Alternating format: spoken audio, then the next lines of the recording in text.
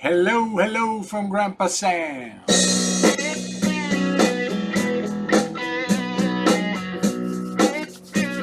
I am excited today. Tell another story. Imagination station, messing with my mind. Fears about the future, trying to steal my time. But all that really matters is how I live today. But imagination station tries to steal it all away. Yes, imagination station. If you change someone's mind, you change the person. And we're told to be transformed by the renewing of our mind, that we may prove. We're put here on this earth to prove something. We weren't just put here to live like a coyote or a horse. We're put here to prove something, and what we're supposed to prove is the good and accepted and perfect, acceptable and perfect will of God. So if you have stinking thinking, you have a stinking life, and everybody around you has a stinking life. If you want to change your life, then you got to change your mind. If you want to change your health, folks phone me up and say, I'm just feeling so rotten. I says, what did you eat today? Well, I only drink about 4 cans of sweet tea today and a few Cokes. And I says, do you eat a lot of potato chips? All the time. He says, I just love these potato chips. I says, the manufacturer turns it into crap before the body does, and then you eat it and you wonder why you don't feel good. So crap in, hard to crap out, sorry, but garbage in, garbage out, with your health, with your mind, with your whole life. But if I or you fill your mind with good things, pleasant things, lovely, pure, good things, truth, then good things come out. If you're bitter, you try to make everybody around you bitter. If you're filthy, you can't shut up. You got to tell the next filthy joke. Makes you acceptable, and your mind is full of filth, and that's all that comes out. So, I don't want my family and my friends around me to have a rotten life. So the first thing I must do is I must regulate and put guards on these things and guards on these things. And if I do that, have a pretty wonderful life, and then people want to be around you. Who wants to be around a negative person? I know, another negative person. And a lot of people say, well, you know what? You claim to talk to this God that you've never seen. Every place I look, I see God. I look at myself and I see God. I mean, oh my goodness. The computer that I'm talking on, the camera that I'm facing and looking at, was made by someone's brain. Coyotes have not made cameras yet. Horses have not made computers yet. The animals on the safari aren't getting together like we are today and communicating in the we are today. They're not building buildings. They're just existing. The only thing they know is they're hungry, they need to eat. And so we know that we exist. So I'm going to be careful what I put in my mind. It took me quite a few years, and too, because of negative things that happened. I says, God, why'd you allow this? God, why'd you allow that? But then when I started changing my thinking and getting rid of my stinking thinking, everything left. And I was able to put new stuff in, and guess what happened? I became a new person. And I remember one time about 30 years ago when I was really struggling to find out, what do I really believe in God? I was back in Akron, Canton, Ohio, and I was getting on this airplane, and I remember saying to God, okay, God, it's easy for me to talk with somebody, but if you want me to talk with somebody, there's a big difference, We try to push our theory and our beliefs on other people, and sometimes it's just best to shut up. I've learned that. And even Jesus himself spoke in parables, and he didn't tell everybody everything. So I believe in divine appointments, and I says, okay, God, I'm sitting there, I says, you can read the thoughts of my mind. If you want me to talk with somebody, you have somebody ask me questions. Fair enough. And I sat down on the plane. I was in the middle seat. And just before we take off, this guy comes and sits down beside me. And we put on our seat belts, and he looks over at me and he says, so, young man, it says, where are you heading today? I says, well, he says, I'm headed to Calgary, Alberta. And he says, well, what was you doing all the way down here in Ohio? I says, well, I was talking to a whole group of young people about changing your mind. And when you change your mind and you don't let imagination station go wild, and you take captive the thoughts you think, and you program what you put in your ears and into your eyes, I says, you can have a really good life. You can really change. Some of the people that come out of the worst situations, they become new people by the renewing of their minds. He says, well, he says, you'd probably get along with my son-in-law. He says, he's a lot like you. I says, well, that's good. I says, well, tell me about yourself. I says, where are you going? He says, well, he says, I work for the military.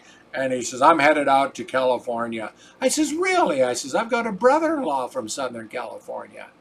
And he says, well, he says, you've probably never heard of the place I'm going. I says, try me. He said, well, I'm going to Ridgecrest, California. I says, oh, my goodness. I said, that's where his father's works. And I started to get goosebumps. I says, who are you going to see in Ridgecrest?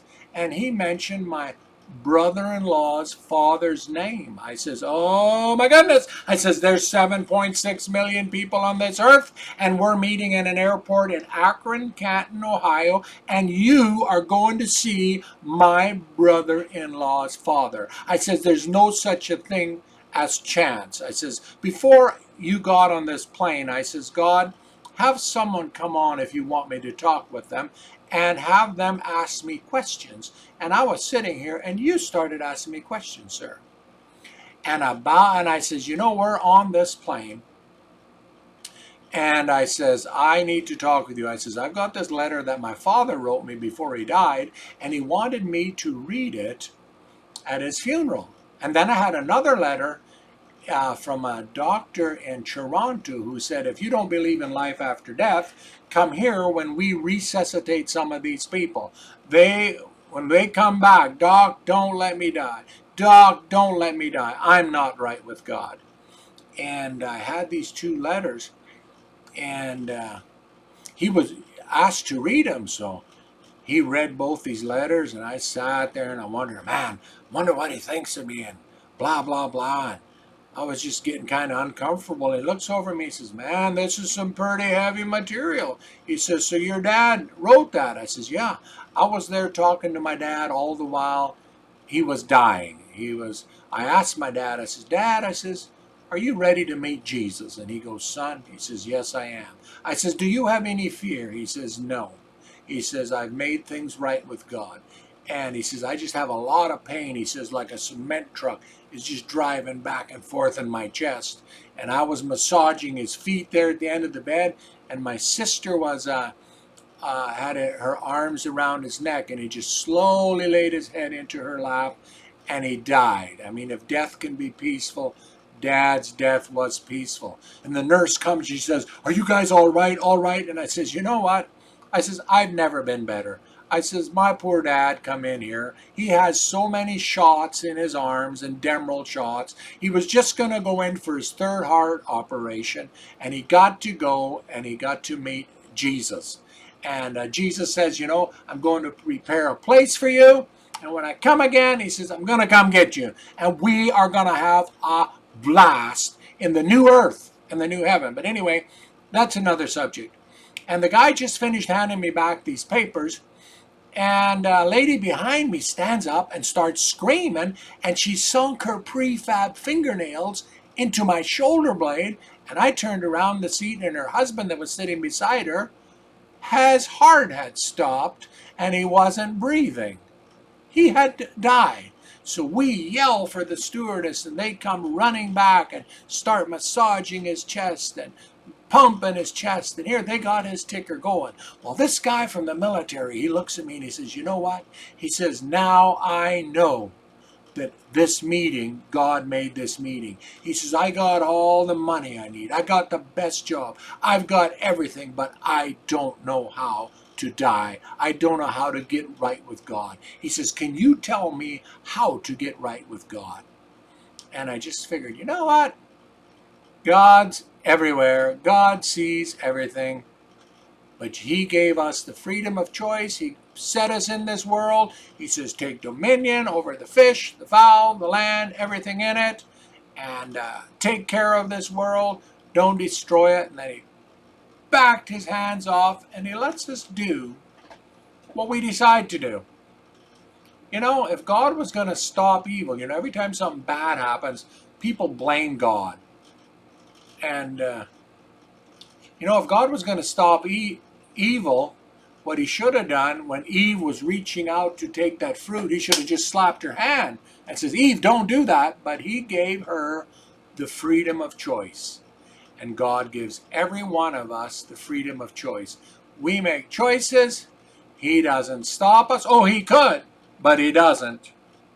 And so the reason bad things happen is because people put bad crap in their minds, and then they go hurt other people and do wrong to other people, and God isn't going to stop them. You can love someone or you can kill someone. You can do whatever you want to do if you can get away with it, and God's probably not going to stop you until he finally says, you know what? I'm going to take this child of mine home, or I'm going to give this poor wretched person a heart attack, and because he just doesn't listen to me. I don't know what God's plan is. You know why? Because I'm not God. But I know God exists.